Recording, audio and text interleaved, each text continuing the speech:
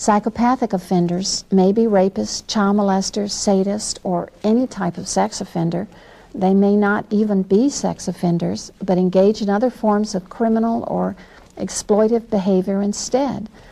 The hallmark of psychopathy is that the person doesn't have a problem in one area, such as sex, but has a pervasive lack of responsibility as well as a lack of attachment to other people. In this next section, Robert describes behavior that puts him in the category of power and controlled rapist, but doesn't necessarily tell us his problems are pervasive and that he has no capacity for attachment. That will come later. Yeah, it was power and control. I was grooming her from the age of, it started at about the age of 1. When I was the punisher, I was the one who decided punishment over the children. I was the one who spanked the children. I was the one who punished the children. And if I seen the children doing anything wrong, even bickering and arguing amongst themselves, I would whip them and tell them, you know, just kids playing. I would tell myself, well, she's not going to be like that.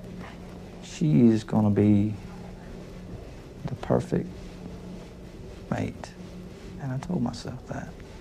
And I didn't molest her then. The perfect mate. The perfect So mate. I was grooming her to fit me. To fit me. And at what age? I started at about a year. I started grooming her, whooping her, and telling her this, to do this, not do that. Then when I molested her at 18 months old. And I thought to myself, I said, well, this is going to be easy. This is going to be easy. I'm going to have my own child, my own stepdaughter, which is really not blood related to me. And I'm telling myself these things, it's not blood related to me.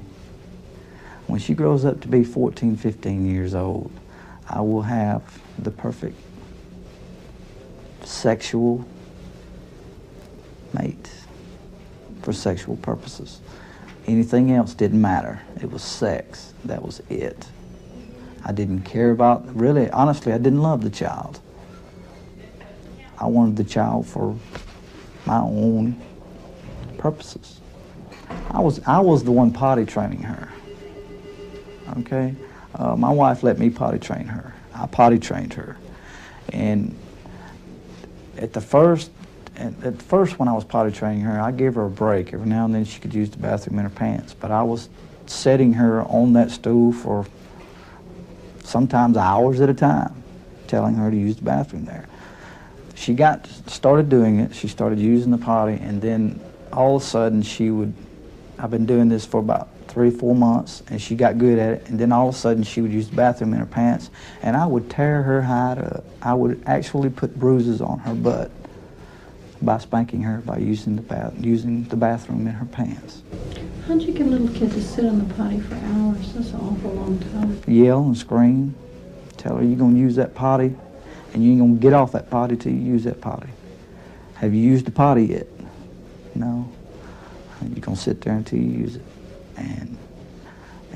And as I look back, I was done that way, the same way she was done. How was you justified in your head? How would I justify it in my head? She's going to do what I want her to do, and that's it. She's going to use the bathroom. She's going to, let's say that I told her that Daddy loves her, and Daddy's going to take care of her, and Daddy's going to give her anything she wants as long as she does what Daddy tells her. I got married at 19, and I kind of like refrained from, or tried to refrain from sexually acting out with any other ladies besides her, because I knew that AIDS was coming out, and I knew that diseases were very frequent.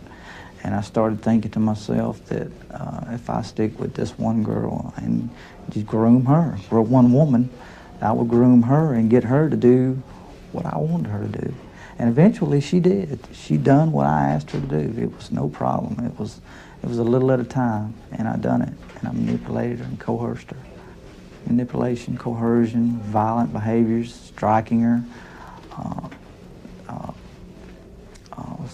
get her so drunk she'd pass out, and I'd do what I want to with her. I'd force myself upon her when she was passed out and did what I pleased.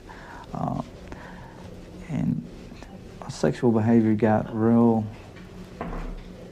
out of whack. Yeah, I made her force objects into her vagina. I made her, forced her into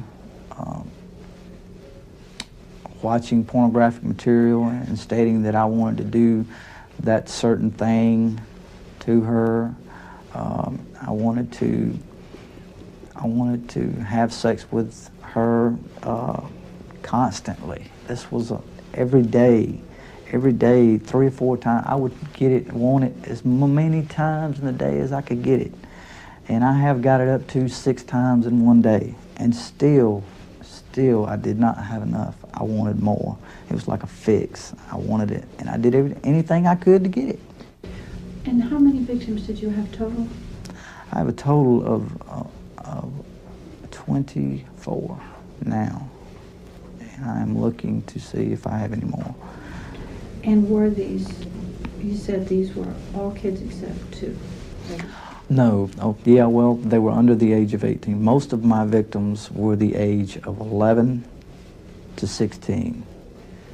And how did you get control of them? Was it through force and control and violence? It was manipulation. No, it wasn't violence. It was more like manipulation. It was coercion. It was like, I'll buy you this, I'll give you that, you know, and treating them like a person, but they were just objects. They were just objects. I was doing anything in my power to get them to give sex up, to give it up. And that's what I used to tell them. I said, give it up, you know. After I would have done, say, groomed them up, and then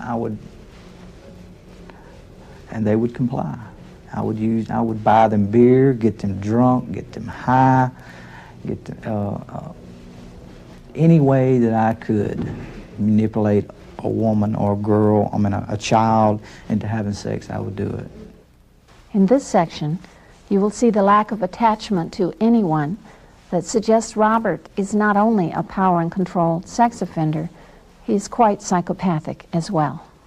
The best way to fool people is to help them, is to ask what they want, ask what they need. Do they need any help doing anything? Do they need any money, or do they need their car fixed? Do they need the grass cut? Do they need their children looked out for? Do they need a job? Do they need anything to get them to think that I am a decent person and want to help?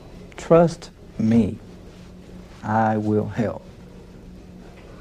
And overall, that was a flat-out lie. Why do you think makes people so trusting? What do you mean, as far as trusting? Trusting you. Trusting me? Because to trust me, I thought that I could be trusted to a certain extent. But behind their back, no.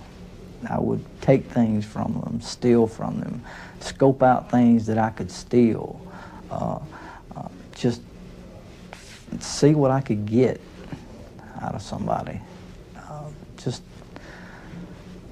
get what I wanted. That's what I wanted. I see something I want, to get somebody to trust me. Like, say if I was to go over and cut this person's grass, fix his car, loan him some money, and then and if I see something I want, like he's got a nice stereo, and I would set it up. I would say, hey, well, he's not home at such and such a time.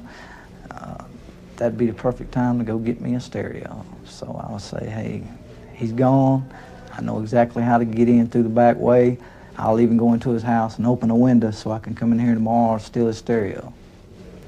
I was looking out for number one, for me.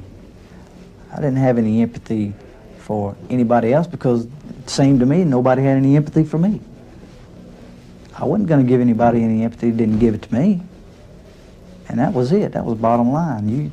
You don't, I didn't have people cry for me or tell me, ask me if I needed anything. Then, you know, I wouldn't use any empathy. I would fake it. Now, fake empathy, like saying, I know how you feel. I've been in that situation before. I've done that, and it didn't turn out all that hot. And I would fake it, but there wasn't no empathy there. That was just a show. That was just to tell. That was just to get the person to say, well, hey, you know, it seems like he's pretty good fellow. And, you know, that was manipulation all the way.